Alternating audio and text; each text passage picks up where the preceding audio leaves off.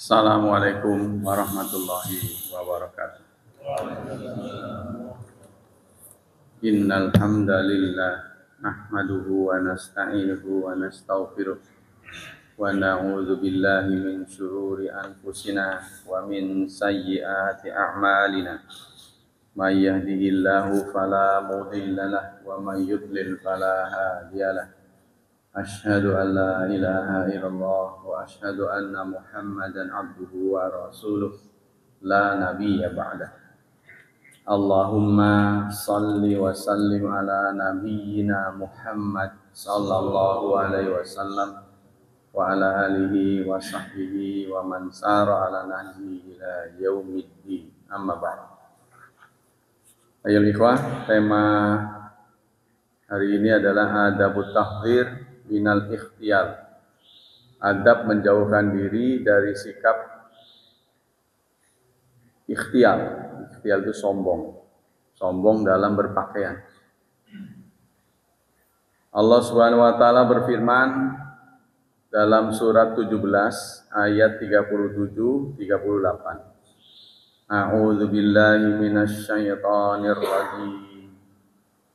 Bismillahirrahmanirrahim. Wala tamshi fil ardi maraha. Janganlah kamu berjalan di muka bumi dengan sombong. Innaka lan takhriqal arda wa lan tablughal jibala tula. Sesungguhnya kamu tidak akan mampu menembus bumi dan tidak akan mampu sampai kepada gunung tingginya. Jadi tinggimu tidak akan tinggi setinggi gunung, kekuatanmu tidak bisa sekuat bumi, ya, menembus bumi. Kullu dzalika kana sayyi'uhu inda rabbika makruha. Sesungguhnya semua itu sayyi'uhu keburukannya inda rabbika di sisi Tuhanmu makruhan tidak disukai. Kemudian dalam surat 25 ayat 63. Wa ibadur rahman, hamba-hamba Allah, hamba-hamba Ar-Rahman, alladzina yamshuna 'alal ardi hauna. Ialah orang-orang yang berjalan di atas bumi haunan, dengan sederhana. Wa idza khatabahumul jahiluna, dan jika mereka berkomunikasi dengan orang jahil, orang yang bodoh, mereka mengucapkan salam. Jadi memilih cara yang selamat. Dari Umar bin Khattab radhiyallahu anin Nabi, dari Umar bin Khattab dari Nabi, man ta'azzama fi nafsi wa ikhtala fi misyati laki Allah wa huwa alaihi ghadban. Barang siapa yang menyombongkan dirinya dan ikhtiar dalam berjalan, apa ini, sombong dalam berjalan, ya, maka dia akan menjumpai Allah, wa huwa, dan Allah terhadapnya akan murka. Jadi sombong dalam berjalan itu dikenal dengan kata ikhtala, ikhtiar. Apa kata orang sini? Ledek. Jadi jalannya itu dibuat-buatlah, singkatnya. Wa min adabi dzalika al-bu'du 'anil kibri wal 'ujbi bin nafsi. Adabnya itu adalah kita menjauhkan diri dari sombong serta ujub. Ujub itu, mana ujub adalah heran, takjub, terpesona oleh dirinya sendiri. Jadi terkagum-kagum oleh dirinya. Wal ikhtiyal bil masyi, serta apa ya ini ya, ikhtiyal belum ada kata yang pas. Jadi sombong dalam berjalan, ikhtiyal. Wal libas, dan berpakaian. Wa tasaddur bil majalis, dan selalu ingin populer di majlis. Di majlis itu sering menciptakan gerakan-gerakan atau ucapan-ucapan yang ingin dikenal. Ya, cari perhatian. Jadi bukan cari kebenaran, dia selalu cari perhatian. Wal ulu 'alan nas, dan merasa tinggi kepada manusia, di atas manusia. Wal fakhru bil hasab, serta fakhru juga sombong, tapi sombong terhadap keturunan. Sombong pada keturunan, karena dia keturunan baik-baik orang di bawah dia, atau orang berdarah biru. Awin nasab, atau nasab juga, hasab dan nasab. Hasab ini kekayaan, keningratan. Kalau dari sisi keturunan, keningratan. Awil jamal, atau karena jamal. Jamal itu apa? Ganteng kalau untuk laki-laki, cantik kalau untuk perempuan. Awil ilmi, atau karena lebih ilmunya. Wal ikhtial min kabairi dzunub. Ikhtial ini termasuk dosa besar. Ya, jadi hampir semua akhlak itu diatur oleh Allah Subhanahu wa taala. Singkatnya, kita harus menjadi diri kita sendiri. Tampil apa adanya, jangan dibuat-buat seperti itu. Waqad amara Allah Ta'ala bil qasdi fil masyi. Allah menyuruh, ya, sungguh Allah telah menyuruh agar kita sederhana dalam perjalanan. Nah, ini terdapat dalam surat Luqman, surat 31 ayat 19. Waqsid fi masyik, sederhanalah dalam berjalan. Ya, jadi karena kita rakyat sipil, berjalannya itu sederhana. Ada militer yang memang aturan begitu. Harus disiplin. Waghdud min sautika, dan rendahkan suaramu. Begitu juga dalam berkomunikasi, jangan teriak-teriak, jangan gaduh. Inna angkara aswat la sautul hamir. Sesungguhnya suara yang paling mungkar adalah suara keledai. Ada yang begitu. Nah, ini ada kiasan-kiasan dari Allah, ya, perumpamaan-perumpamaan yang perlu kita lebih dalami lagi. Ya, contohnya karena Allah mengumpamakan keledai, kita harus tahu seperti apa suara keledai itu, sehingga kita bisa menghindarinya. Ya. Begitu juga Allah mengumpamakan kita, jangan berjalan di muka bumi dengan sombong, sesungguhnya kamu nggak bisa menembus bumi, kamu lemah,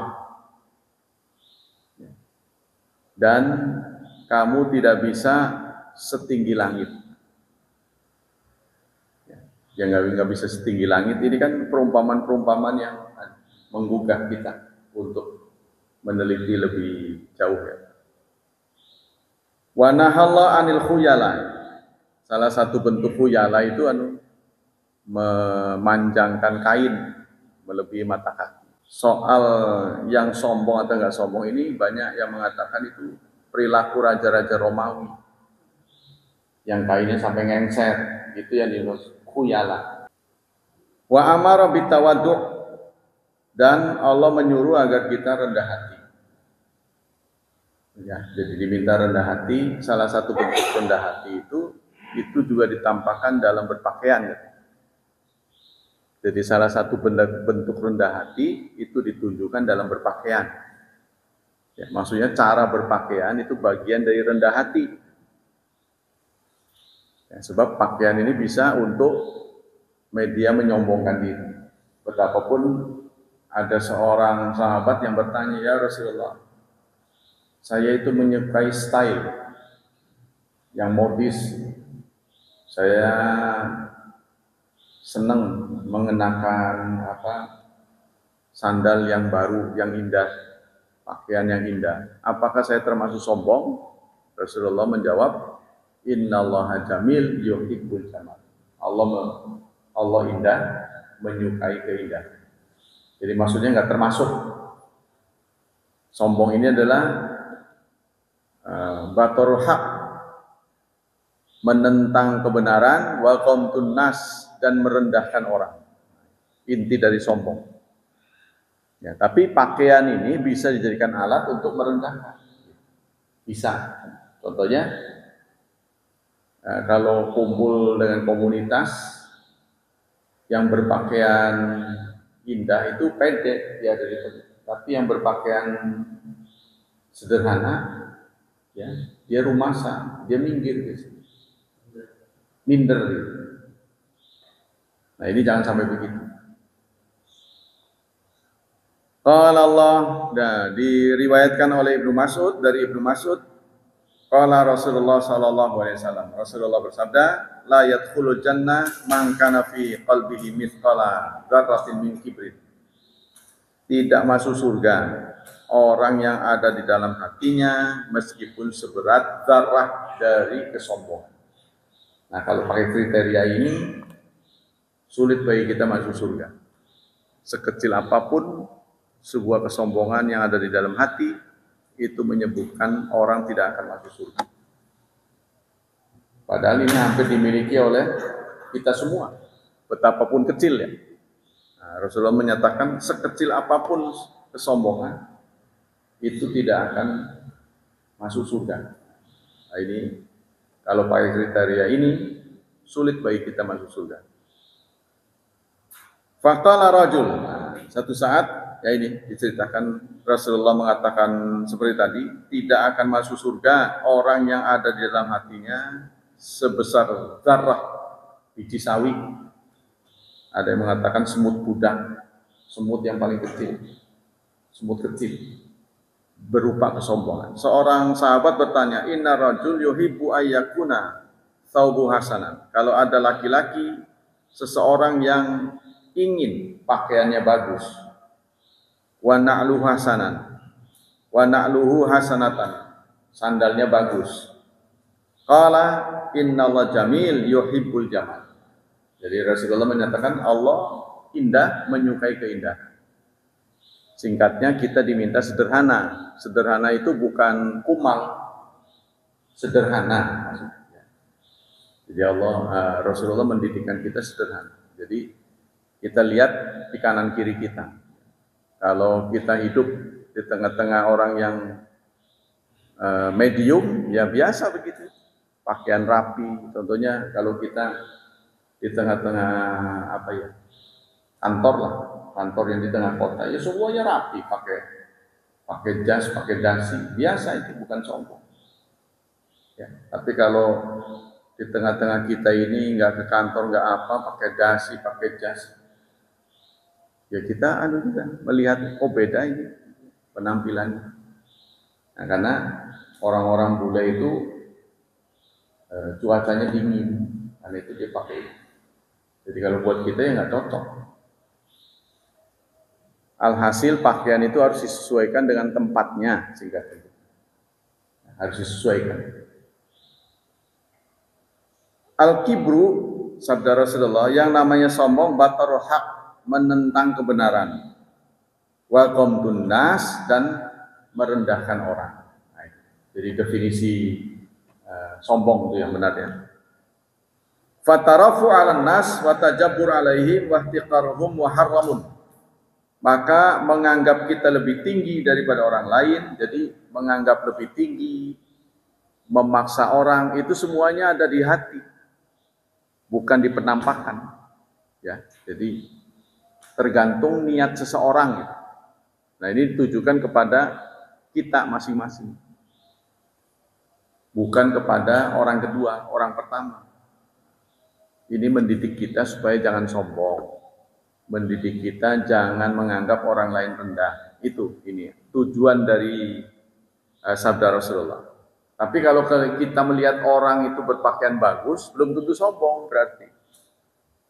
Itu tadi kan seorang sahabat mengatakan ada orang yang senang modis, sendalnya bagus, pakaiannya bagus, gitu kan. Nah ini kan berarti penampakan. Ya, jadi untuk kita nggak boleh sombong, berarti ditujukan pada hati kita. Tapi kalau kita ngelihat orang berpakaian indah, bersepatu atau bersandal alas kakinya indah, kita nggak boleh lantas menuduh dia sombong. Gitu ya. Jadi ini untuk orang kedua, penglihatan kan, kita melihat. Itu kita nggak boleh nuduh sombong. Kepada pemakainya diminta jangan menyombongkan diri.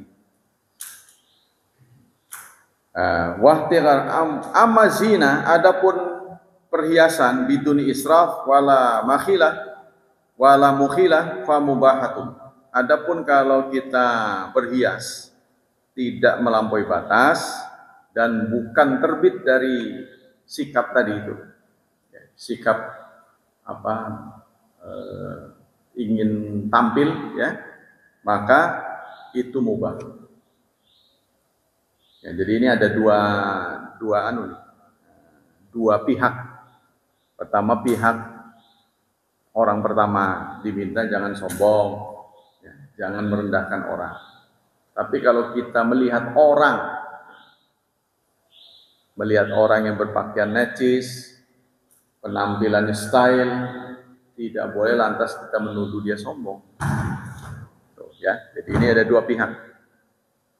Allah menyatakan dalam surat 7, surat Al-A'raf ayat 32. Qul, katakan, man harrama zinatallahi allati akhrajal ibadi. Siapa yang berani mengharamkan perhiasan Allah yang Allah keluarkan untuk hamba-hambanya.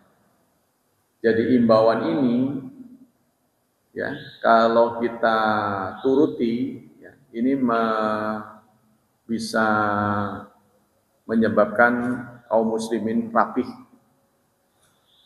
dalam berpakaian. Kalau tidak ada imbauan ini, maka nanti akan cenderung orang beranggapan pakaian semakin jelek semakin bagus gitu. Ya, berusaha penampilannya seburuk mungkin, kumel gitu ya. Kan ada orang yang ahli agama lain itu yang menunjukkan kumel gitu kan, sepertinya nggak pernah mandi, pakaiannya itu aja. Nah, bukan itu ajaran Islam. Sederhana, tidak mewah, tidak pula terlalu merendahkan diri. Jadi kita juga tidak boleh merendahkan diri kita. Pakaian seadanya, robek-robek dipakai, padahal ada yang enggak sengaja gitu ya. Seperti model zaman sekarang kan, celananya kayaknya kurang bahan apa gimana. Terus lubang di ada lubang-lubang digaret-garet gitu.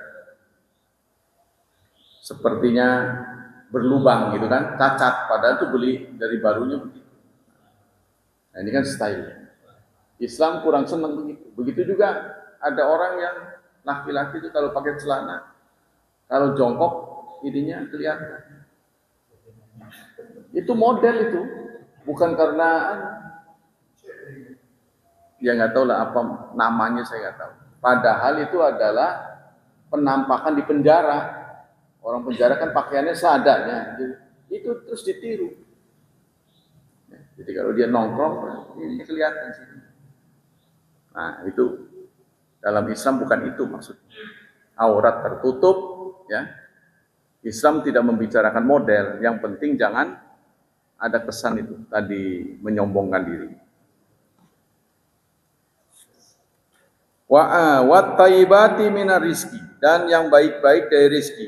Qul hiya lil ladzina amanu, katakan dia untuk orang yang beriman fil hayatid dunya, dalam kehidupan dunia, khalisatan, khusus. Ya, khalisatan yaumal qiyamah. Nanti di hari kiamat khusus. Wa an ibni Amrin radhiyallahu anhuma qala Rasulullah sallallahu alaihi wasallam, innallaha yuhibbu ayyara atharu nikmati ala abdi. Allah suka diperlihatkan bekas dari nikmatnya. Jadi kalau kita diberi nikmat berlebih, ya, kita naik derajat, jabatannya naik, pendapatannya naik, lalu kita merubah hidup kita menjadi lebih baik, itu tidak ada masalah. Ya, contohnya asal yang wajar gitu ya. Contohnya tadinya compang-camping jadi lebih rapi. Jadi jangan sampai terjadi begini. Jabatannya tinggi, tapi dia sengaja pakai mobil yang mokok-mokok gitu. Ya, sehingga anak buahnya, aduh kesian anak bapaknya sangat gitu tuh. Tujuannya itu. Jadi bahkan ada orang yang mimpin satu lembaga pendidikan. Padahal dia orangnya mampu, tapi pakaiannya kumel gitu. Ya, jalannya terseok-seok. Itu sengaja sama dia gitu. Disengaja. Padahal mobilnya banyak. Sehingga saya ketawa aja. Teman-teman ketawa. Bapak kok pakaian begitu sih? Jadi ada orang yang sengaja begitu. Apa ya sih? Supaya memberikan perhatian supaya orang kesian gitu. Supaya ngesianin gitu. Ya, kalau sengaja nggak boleh. Ya, jadi sengaja bajunya dipilih yang jelek. Seakan-akan orangnya lemah gitu. Itulah, nah itu tidak boleh. Begitu juga kalau itu dibuat rendah, nggak boleh, merendahkan diri, menaikkan diri di luar kemampuan juga tidak boleh. Ya, jadi kita harus menjadi diri kita singkat. Jangan niru orang lain. Allah Subhanahu wa taala berfirman dalam surat 7 ayat 31. Ya bani Adam, khudhu zinatakum inda kulli masjid. Wahai bani Adam, kenakanlah pakaianmu ya di sisi setiap masjid. Nah, ini ada tafsiran setiap mau sholat pakaiannya mengenakan pakaian sholat yang rapi. Jadi pemandangan yang nanti dilihat oleh pihak ketiga, orang-orang yang sholat itu rapi, singkatnya gitu. Ya. Dan ini sangat berarti kalau komunitas ini berada di tengah komunitas yang beragam. Jadi ada pemeluk agama lain, pakaiannya keren-keren. Oh yang masuk masjid kumel-kumel gitu. Ya kalau nggak ada saran ini. Nah, tapi kalau sampai ini bisa dilaksanakan, ternyata orang-orang sholat itu rapi ya, bersih, nah, gitu kesan. Dan itulah agama kita. Ya, jadi jangan dipandang orang Islam itu melarat, orang Islam itu jauh dari kemajuan.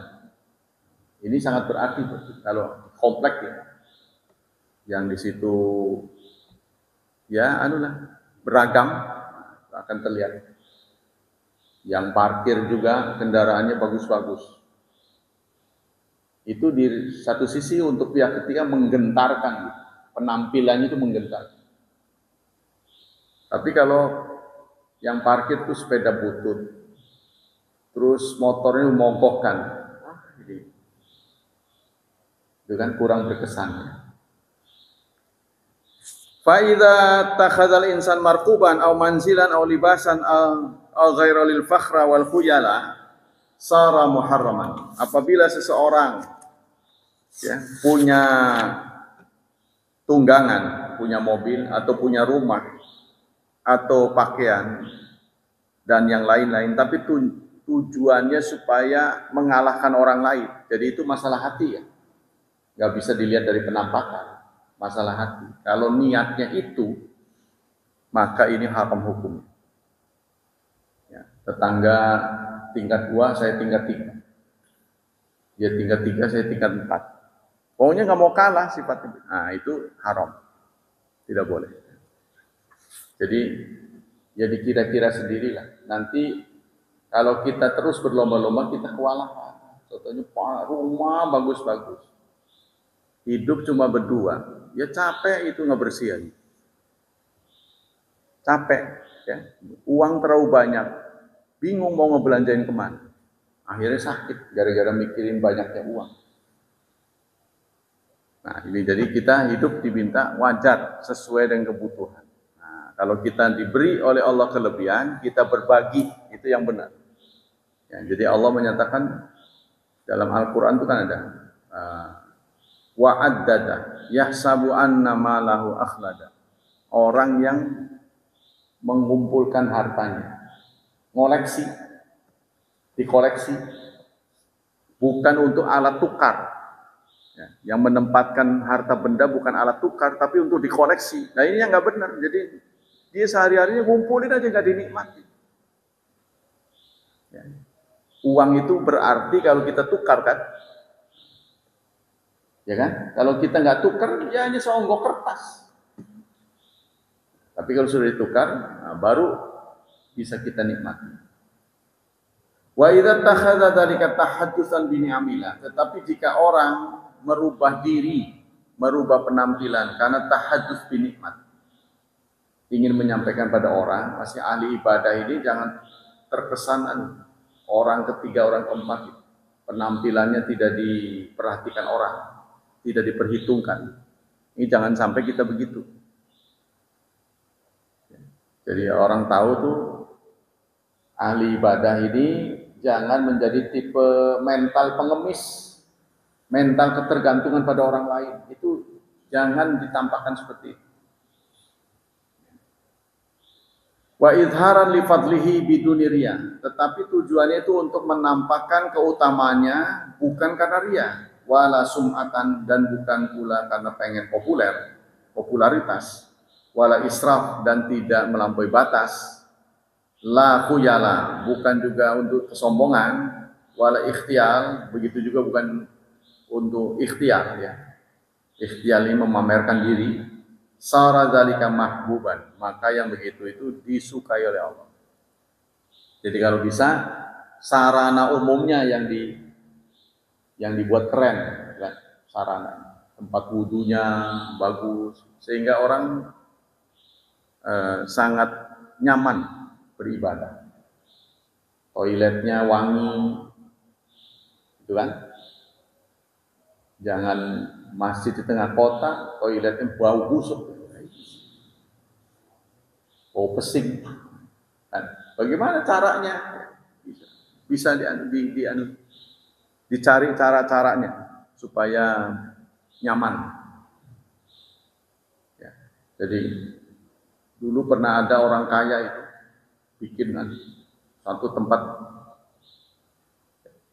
Ya antara lain itulah banyak digagas oleh orang kaya.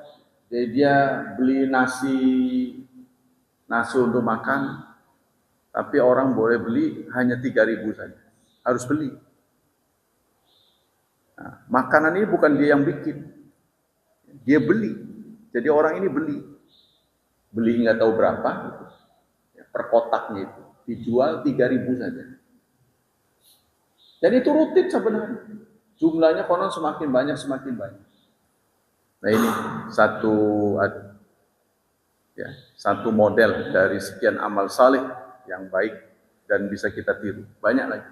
Ada orang yang menyiapkan dispenser dengan segala kelengkapannya. Ada teh, ada apa, sendiri. Tapi itu kan makan energi ya sebenarnya. Ya itu dia beramal untuk itu. Banyak cara lah memberi minum ya. Jadi sekarang ini ada seruan-seruan dari syekh-syekh ini untuk memberikan sedekah kepada tamu-tamu Allah.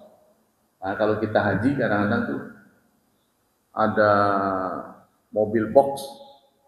Ya. Kalau di sini kan mobil yang dikerumuni orang pasti obral. Ada barang yang mau diobral. Kalau di sana enggak, pemberian gratis. Mobil dibuka gratis. Makanannya mewah-mewah. Nah inilah satu bentuk muhsin, ihsan dari orang-orang yang berbuat muhsin. Jadi seruan dari syekh-syekh itu, menyambut tamu Allah, mereka beri gratis. Bahkan ada satu tempat, pemerintah sana menyiapkan satu tempat, satu gedung, disitulah orang bisa memberikan makan, sekaligus disitulah orang ngambil makanan. Jadi kalau ada orang yang merasa susah makan, dia ke situ, gratis. Ada orang yang mau nyumbang makanan juga ke situ. Jadi kayak pasar makanan gratis. Wah itu laris manis. Ya, insya Allah pahalanya besar. Jadi ada juga restoran yang menyediakan paket untuk memberi makan sekian. Di Indonesia ini kurang ya, begitu. Apalagi mikirin orang, mikirin istri, nggak cukup. Begitu pikiran. Kemudian kita lihat dalam surat An-Nahl, surat ke-16, ya, ayat 6 dan 8, 6 sampai 8. walakum fiha jamalun, dan bagi kalian pada binatang-binatang tunggangan jamalun, ada keindahan. Ya, jadi binatang itu yang kita miliki waktu itu kan, itu kalau bisa bukan sekedar tunggangan, tapi yang nyaman dilihat. Ya kalau sekarang mobil ya, kalau kita mampu beli mobilnya itu yang nyaman dilihat. Jangan ngelihat aja udah males. Udah artinya udah mobil antik ya. Hina turihun, saat kalian menggembalakan, saat menggiring ke kandang. Wahina tasrahun, dan saat digembalakan. Jadi binatang ini tidak sekedar sebagai ternak ya, ternak, tetapi juga indah dilihat. Jadi Islam dalam ini Allah Subhanahu wa taala menyuruh kita juga memelihara apa yang kita pelihara itu yang indah. Ya, contohnya kalau harus pelihara burung, yang kira-kira jangan burung biasa, burung yang indah. Tapi harus bertanggung jawab makan minumnya, gitu kan. Kalau sampai kita lengah, ya mati karena nggak ada airnya, waduh itu bahaya. Jadi saya sih lebih menyarankan ya ada undang-undang yang melarang membunuh burung sehingga burung itu bisa berkeliaran bebas. Nah, kita tinggal kalau ada pakan kasih. Ya. Nah itu bisa dimiliki oleh teman-teman kita yang beragama lain, karena mereka punya keyakinan dari agamanya tidak boleh mengganggu burung, sehingga orang-orang pada datang ke situ jadi tamu. Ya, burung-burung bisa dilihat dengan bebas. Jarang pelihara aja, tapi bebas karena ada larangan membunuh, sehingga burung-burung tahu orang-orang ini nggak akan membunuh di dekat. Nah itu, kalau kita berperilaku begitu, kita nggak perlu pelihara burung lagi. Ya. Otomatis eksistensi mereka ini, keragaman hayat ini bisa kita pelihara. Tapi sekarang kan nggak begitu ya, dipelihara masing-masing, tapi kita nggak bertanggung jawab. Kecuali untuk budidaya, binatang-binatang yang sudah langka itu harus ada, dicari caranya bagaimana supaya bisa dibudidayakan. Contohnya kunang-kunang. Kunang-kunang ini kan serangga yang nyentrik ya, tapi hampir udah jarang kita lihat.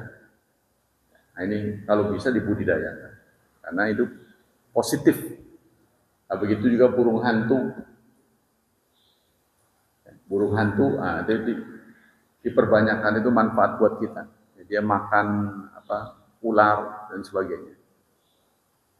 Hama tanaman hilang.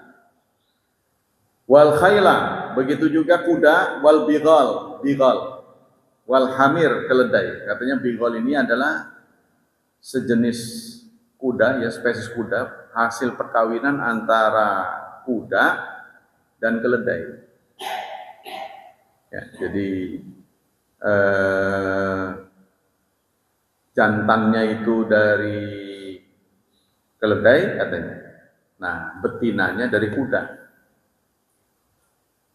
Jadi maksudnya kan keledai ini liar, gitu kan? Kuda nurut, nanti dikawinin, nanti keluar anak tuh bighal. Jadi bighal itu badannya besar tapi nurut. Maksudnya begitu. Litar kabuha, ini jadi rekayasa genetika ya. Litar kabuha, supaya untuk apa? Untuk kamu tunggangi di samping sekedar tunggangan, wazina, dan untuk perhiasan. Jadi Islam, Allah Subhanahu wa taala meminta kita ya, kalau punya tunggangan, tunggangannya juga nyaman atau sedap dipandang. Bukan sekedar tunggangan biasa. Apalagi mongkokannya. Wa yakhluqu ma la ta'lamun, dan Allah menciptakan apa yang kamu tidak ketahui. Wa idza kana ikhtiyal fil huruf li irhabil a'da wal kufar sara mahbuban. Kalau ikhtiar itu pamernya dalam perang. Kalau pamer itu dalam perang, itu justru disukai. Ya, sebab itu akan menggentarkan musuh. Contohnya laki-laki tidak boleh mengenakan emas. Tapi sekarang dia karena perang, dia pesen pedangnya pedang emas, tombaknya emas, ya, sehingga orang musuhnya itu gentar. Wah, ini orang luar biasa itu. Jadi apa itu namanya? Show of force itu disukai, memperlihatkan senjatanya itu dipamerin, ya, sehingga si musuhnya nggak jadi perang. Itu jauh lebih bagus. Dengan pameran saja dia udah takut. Itu kan dilakukan oleh negara-negara maju kan, latihan perang. Yang jadi musuhnya ngedak gitu kan. Wah, ngitung lagi, janganlah. Nah, jadi kebetulan saya khutbah di satu pabrik yang di Ciwandan itu. Dia cerita, kami sekarang kesulitan bahan baku karena Ukraina perang. Ceritanya gitu. Nah, ini perjalanan membawa gandum ini mendapat ancaman. Maka misi pimpinan kita ke sana itu adalah memperlancar ini. Kalau lagi bawa gandum jangan diserang gitu maksudnya. Tapi bahasa kekitanya itu membawa pesan. Wa idza kana ikhtiyafil huruf li irhabil a'da wal kufar sara mahbuban wala yu'adu khuyala. Nah, jadi kalau untuk kepentingan perang, show of force itu disukai, ya, supaya dengan mendemokan kecanggihan alutista, ya, senjata, nggak jadi perang. Jadi si musuh itu gentar. Kita hanya pameran doang, dia udah gentar.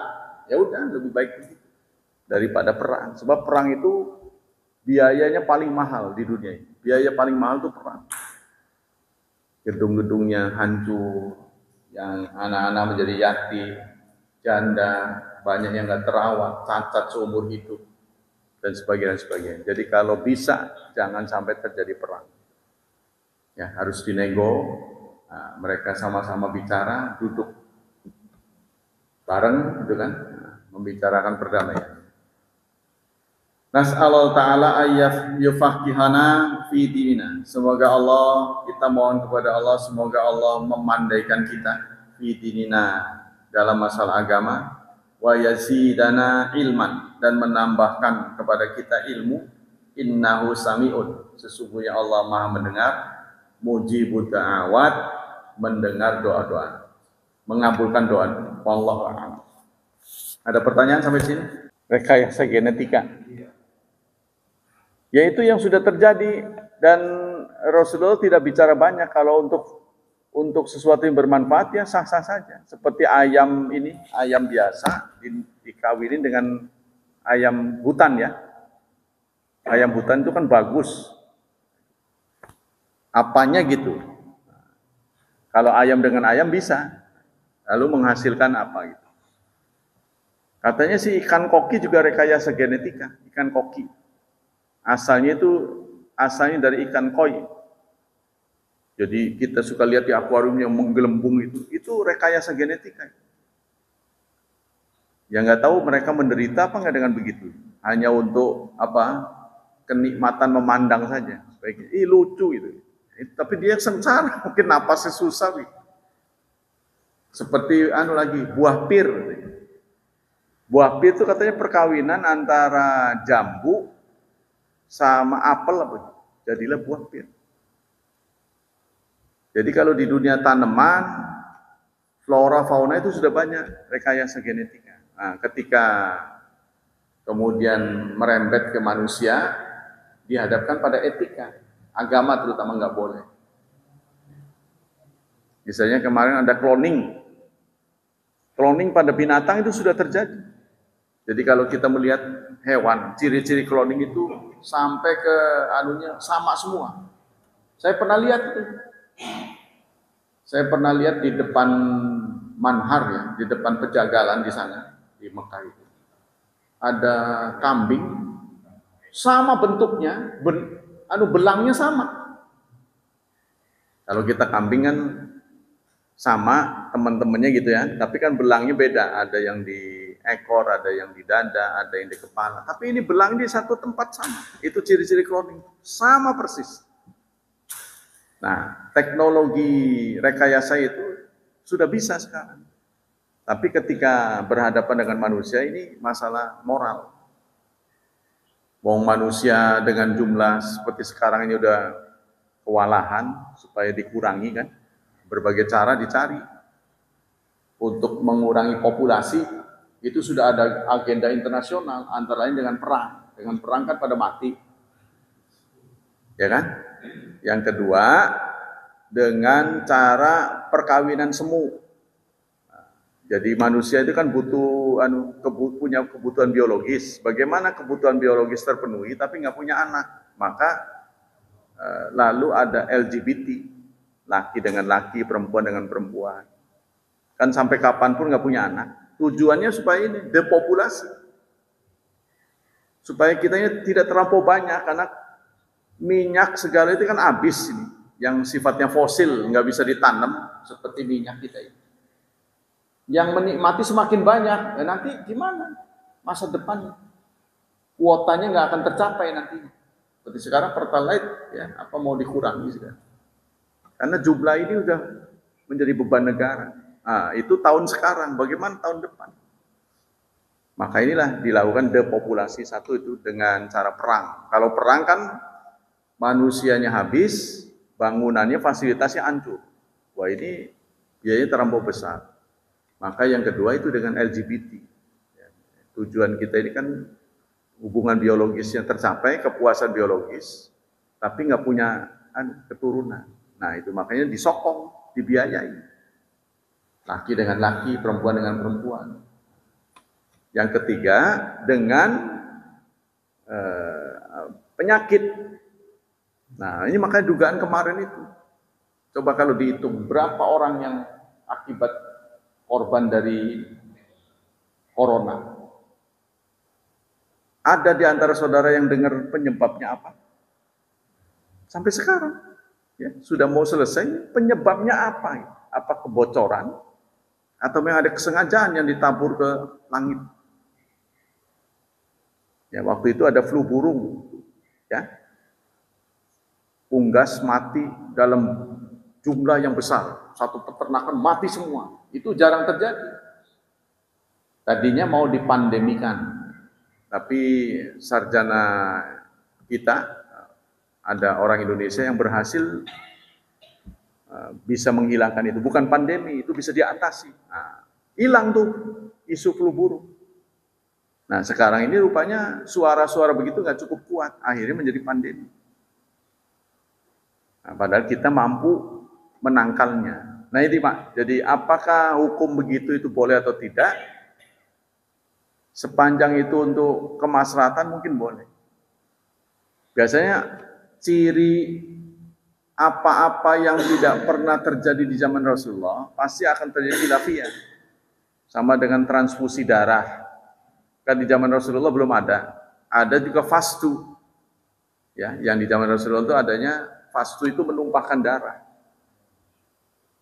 Jadi kan ada salah satu cara pengobatan biasanya dibekam itu ya. Bekam, ruqyah, sama fastu. Kalau bekam kan tahu kan disedot kan.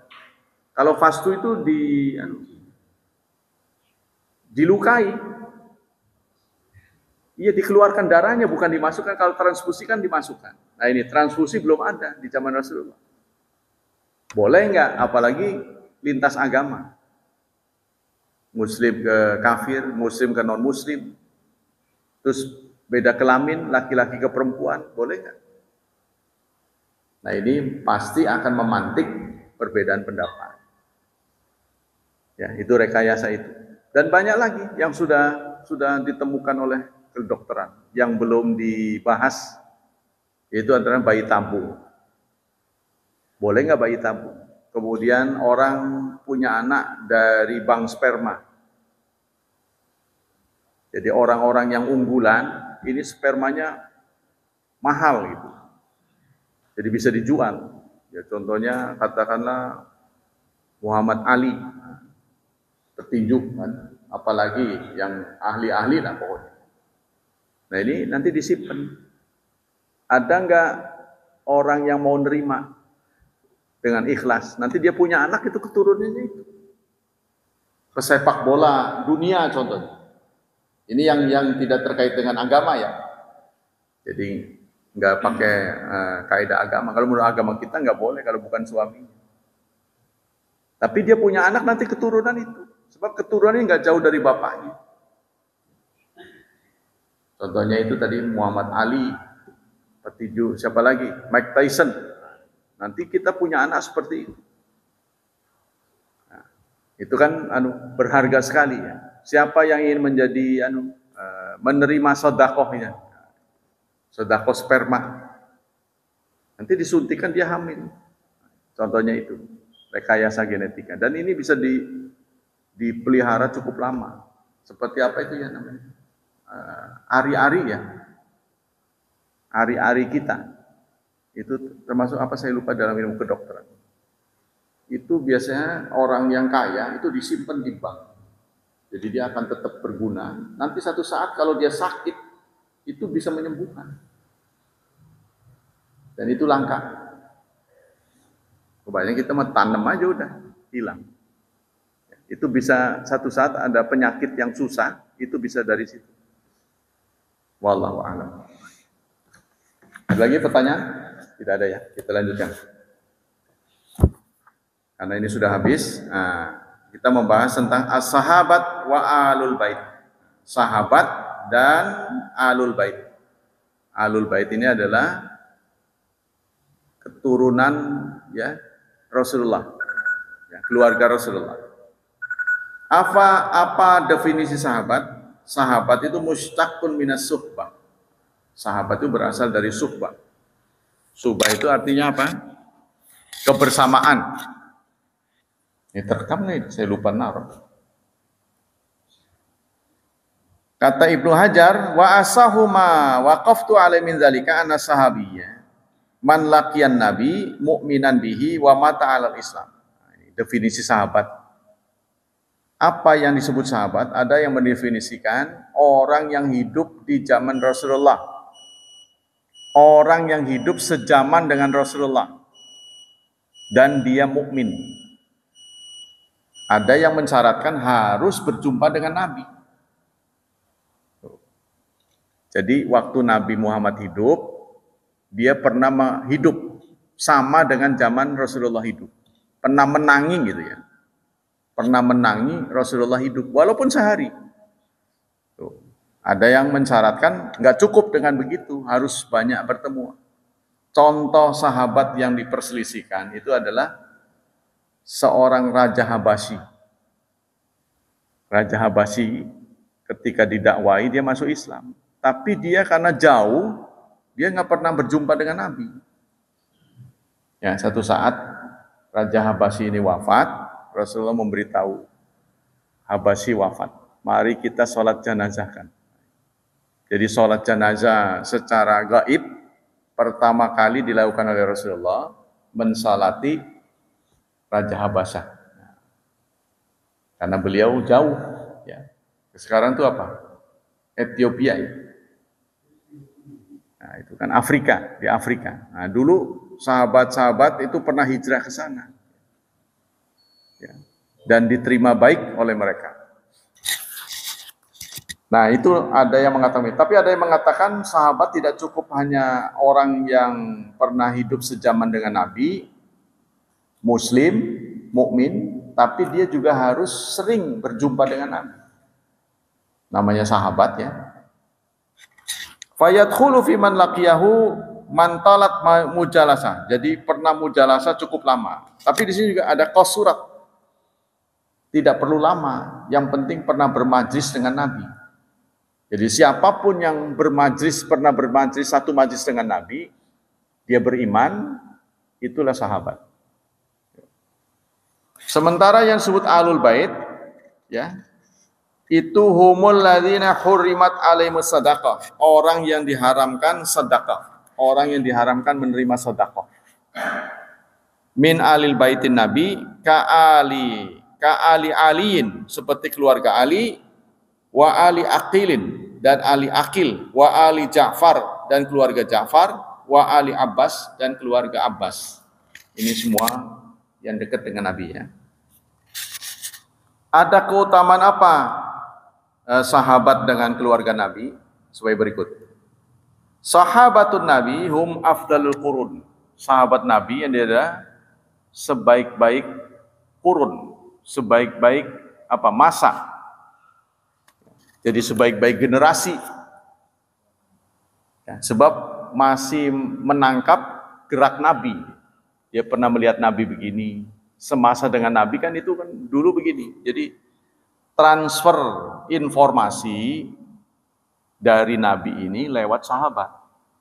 Itu masalahnya. Karena dulu belum ada alat rekam, belum ada file, belum ada film. Jadi yang mentransfer Nabi bergerak A, melakukan B, itu kita dengarnya dari sahabat. Contohnya, ya, Rasulullah menyatakan, talabul ilmi faridatun ala kulli muslim. Rasulullah bersabda, mencari ilmu adalah fardu bagi setiap muslim. Taunya dari siapa? Kan dari sahabat, ya. Dari Abu Hurairah dia mengatakan Rasulullah bersabda. Kan Abu Hurairah sahabat. Jadi transfer informasi tentang Rasulullah ini semua dari sahabat. Tuh, ya, sahabat secara umum ya, karena tidak didominasi oleh satu orang. Tuh, ya. Kalau sekarang sih bisa dikeluarkan rekamannya. Kalau sekarang kan ini videonya. Nah, kalau dulu kan belum ada. Itu persoalan. Maka kita tidak bisa mengingkari informasi dari sahabat. Rasulullah wa afdalul bashar ba'dal anbiya wal mursalin, dan sebaik-baik manusia setelah nabi dan rasul-rasul. Nazal Quran bi tazkiyatihim wa ta'dilihim. Quran turun juga karena keterlibatan mereka. Ya, kita tahu Quran begitu turun dicatat, buru-buru takut lupa ya. Ada yang dicatat kulit, ketemu kulit ya kulit, ketemu batang pohon ya batang pohon, kulit pohon, ketemu daun juga daun. Seketemunya ayat-ayat dan hadis-hadis ditulis. Wa tawatar al-ahadits nabawiyah bifadailihim. Begitu juga hadis menjadi mutawatir karena sahabat. Yang disebut hadis mutawatir itu audiennya banyak. Ya contohnya gini, saya mengucapkan ini, nggak ada rekaman ini contohnya. Apa benar saya mengucapkan ini? Karena saya sampaikan pada orang banyak, maka yang pernah hadir saya tanya. Pasti jawabannya berbeda. Kalau ditanya, Pak Syafi'i, tadi Pak Syarif bicara apa? Contohnya sama orang pihak ketiga ini. Lalu saya tanyakan lagi kepada Pak Mul. Tadi bicara apa? Lalu kepada Pak Sarjono. Pasti redaksinya berbeda-beda. Ya. Tapi intinya pasti sama gitu. Memang ada yang panjang, ada yang pendek, tergantung gaya penuturan dan wawasan mereka. Kalau yang pas lagi di majlis ngantuk lah berarti separuh doang. Kalau yang awas mendengar, melihat, dia akan melihat gerak-gerik. Jadi nyeritainnya itu sampai gerak-geriknya, sikapnya, kata orang itu mimiknya. Kenapa orang kalau nerima karyawan itu harus berhadapan? Karena dia melihat mimiknya. Orang ini benar apa enggak dilihat muka. Dilihat cara ngomongnya. Nah, dulu juga begitu. Nulis, kalau mengajukan lamaran, apply, tidak cukup dengan tulisan komputer, tapi nulis sendiri. Tulis dengan tangan, gitu kan dulu gitu. Karena dibaca tulisannya. Ya, kalau tulisannya jelas, berarti orangnya enggak manca-mence, tegas kelihatan. Yaitu antara lain temuan-temuan ya. Allah Subhanahu wa taala berfirman dalam surat 48 ayat 29. Muhammadur Rasulullah, Muhammad adalah utusan Allah. Walladzina ma'ahu asyidda 'alal kuffar ruhama'u bainahum. Orang-orang yang bersamanya adalah orang-orang yang asyidda 'alal kuffar, tegas pada kekafiran. Ruhama bainahum. Mereka berkasih sayang sesamanya. Kalau kita enggak dua-duanya, ya kan? Kadang-kadang terbalik. Sayang sama pihak ketiga, tuh, ya, benci sama pihak kedua. Ya, sesama teman benci, tapi kalau sama yang di luar sana senang. Kepada orang Islam benci. Tarahum ruk'an. Engkau lihat mereka ruku, sujadan, sujud, yabtaguna fadlam minallah wa ridwana. Mereka mencari ya karunia dari Allah dan keridhaannya. Simahum, ciri mereka fi wujuhim, ada pada wajahnya. Ciri pengikut Rasulullah ada pada wajahnya. Wajahnya apa? Ceria. Ya. Apa? Mencirikan orang yang gemar pada kebaikan, gemar menolong. Jadi singkatnya pengikut Rasulullah ya, kalau benar nih adalah orang yang disenangi oleh orang sekitarnya. Kira-kira kalau orang membutuhkan petunjuk kebenaran, dia akan bertanya pada orang itu. Ya, di tengah kesulitan, orang pengen tahu rumah ini, jalan ini ada di mana lokasi. Nah, kalau kira-kira dia mendekat kita, berarti kita dipercaya. Ini tanya aja sama orang yang sholat tuh, pasti dia nggak bohong. Tuh kan? Itu berarti kan dia menumpukan kepercayaan pada orang itu. Tapi kalau jangan takut tukang bohong, jangan begitu. Sama dengan kita dihadapkan pada kesulitan mencari halal food.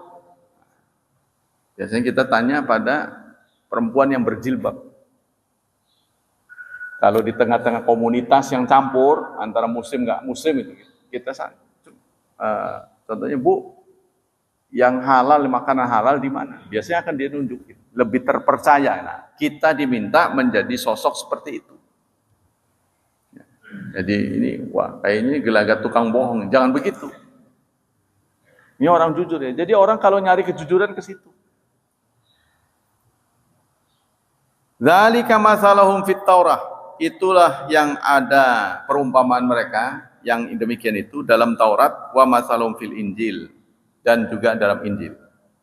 Kazar'in, seperti tanaman, akhraja syat'ahu, yang mengeluarkan tangkainya, fa'azara kuat, fastaghlaza, menebal, fastawa ala suqi, lalu dia berdiri tegak. Ya, begitulah diumpamakan orang yang pengikut Rasulullah. Tumbuh memang kecil-kecil, ya, mulai dari tunas, tumbuh menjadi kuat. Yu'ji wuzra, akan membuat kagum kepada penanamnya.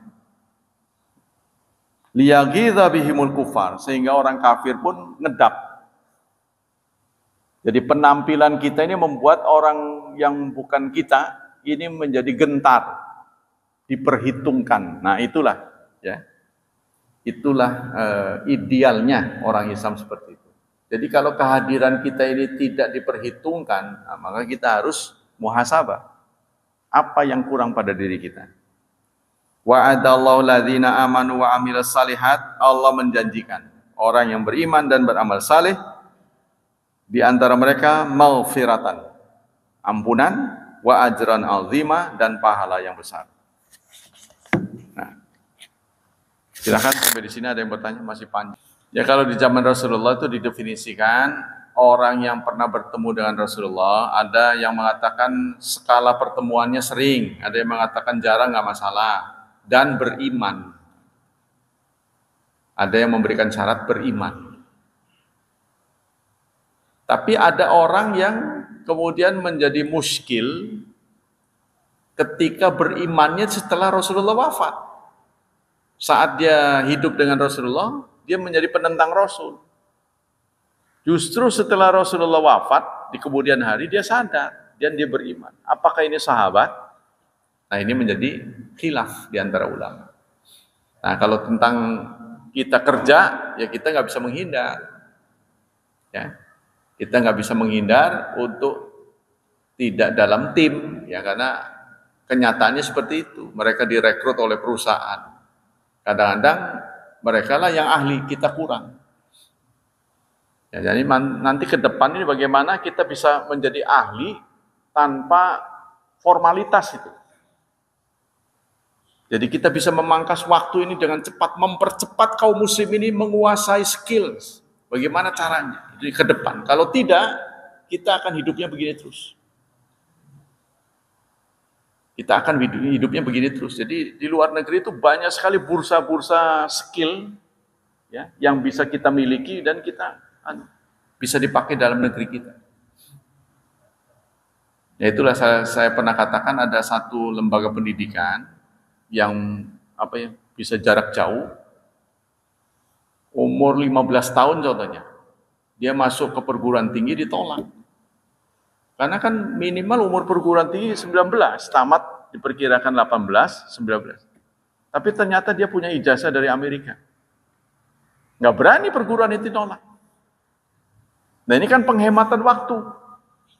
Maksudnya begini, pendidikan kita sekarang ini, kalaupun seseorang menguasai wawasan kelas 3 SMA, dia nggak boleh ditetapkan sebagai kelas 3 kalau belum kelas 2. Nah, ini dua. Paham ya maksudnya? Ceritanya saya lah katakanlah. Saya dulu masuk Islam. Saya masuk pertama kali itu kelas 3 ibtidaiyah. Padahal kan harusnya kelas 1. Nah, saya kejar itu ketidakmampuan saya dengan belajar pada senior-senior saya. Nah, ditakdirkanlah saya di samping sekolah, saya juga belajar ke kiai-kiai besar. Nah, pengetahuan guru yang ngajar saya ini, saya kuasai. Bahkan katakanlah kelas yang di atas saya kuasai. Nah, kalau di lembaga pendidikan saya, bisa diterima saya kelas 3. Begitu maksudnya. Kalau kita kan sekarang nggak bisa.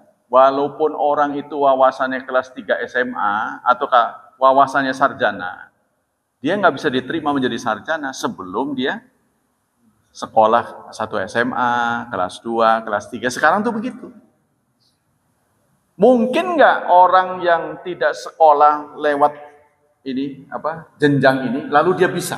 Kemungkinan nggak? Kalau dia cerdas itu, baru 3 SMP, karena dia rajin baca buku dan dia konsultasi, dia wawasannya sama dengan tamat SMA. Mungkin nggak?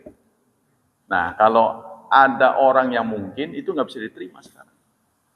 Di Indonesia nggak bisa diterima, karena dia nggak punya rapot 1 SMA, 2 SMA. Gitu. Nah, ini menurut saya ini tidak baik. Begini ini, maka harus ini. Kalau orang pinter itu dia bisa belajar, kemudian dia ajukan diri, ujilah saya. Nah, ketika diuji pakai SMA, ya kalau dia bisa, kenapa harus dihitung yang di belakang?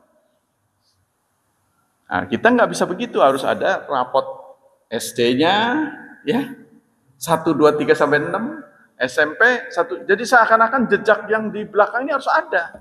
Nggak nerima sekarang kalau ada tiba-tiba pinter tuh nggak diterima. Tapi di luar negeri itu bisa. Tuh, yang penting dia dapat sertifikat. Contohnya, katakanlah Pak Sarjana nggak sekolah, bisa nggak kuliah? Ya, supaya rencananya berhasil, Pak Sarjana sekolah lewat daring gitu ya. Dia dapat ijazah, walaupun tidak formal, sekolah. Nah itu harusnya bisa. Karena secara otomatis usia anak kita ini sudah dibatasi. Anda itu harus sarjana umur sekian. Sarjana, sementara masalahnya terlalu banyak yang diurus. Nah, itu ya. Jadi keterampilannya ini yang harus diserap tuh banyak. Nah, tawaran-tawaran menarik itu dari lembaga-lembaga seperti itu, yang non formal. Jadi jangan salah saudara, saya lihat di situ tuh. Jadi maksudnya begini Pak. Kalau Bapak tipe orang tua yang punya biaya, tapi saya nggak cukup waktu untuk ngurus anak, dan nih tolong saya sediakan biaya, tolong didik anak saya, pokoknya dia bisa kuliah. Nah itu jawabannya di lembaga itu. Karena apa disebutnya akselerasi ya. Itu. Jadi kalau sekarang nih semuanya katakanlah yang hadir sekarang ini 1 SMA. Contoh begitu. Terus ada ujian 3 SMA. Ya, Pak Sarjana ikut, semua ikut. Ternyata Pak Sarjana lulus. Harusnya kan dia langsung kuliah gitu. Tapi sekarang nggak bisa gitu. Jadi harus kelas 2 dulu, kelas 3 dulu. Jadi kan nahan kecerdasan orang itu. Menurut saya menghambat kecerdasan orang. Kalau kebetulan kita cerdas, seperti saya dulu latar belakangnya ilmu pengetahuan umum. Ketika hitung-hitungan teman-teman saya lambat. Aduh, waktu banyak terbuang untuk ngurusin dia. Padahal saya udah lebih mampu. Nah, untuk orang-orang yang kemampuannya lebih, ini tidak mendapat wadah. Maka ini sistem pendidikan kita ini harus kembali ditinjau itu. Berubah-berubah terus. Kalau agama, Bapak sekalian, nggak begitu. Sama-sama datang bareng santri. Dia belajar sama kiainya, bisa jadi dia melampaui temannya. Nah, itu akan cepat lulus lebih dari teman. Wallahu a'lam bishawab. Baiklah hadirin, hafizani wa hafizakumullah. Semoga kajian pagi ini membuka wawasan kita. Semoga Allah Subhanahu wa taala tetap menjaga dan melindungi kita dari wabah dan fitnah. Semoga Allah berkenan mencerahkan masa depan putra-putri kita, membimbing mereka menjadi generasi yang salihin dan salihat. Subhanakallah wa bihamdik, asyhadu an la ilaha illa anta astaghfiruka wa atubu ilaik. Wassalamualaikum warahmatullahi wabarakatuh.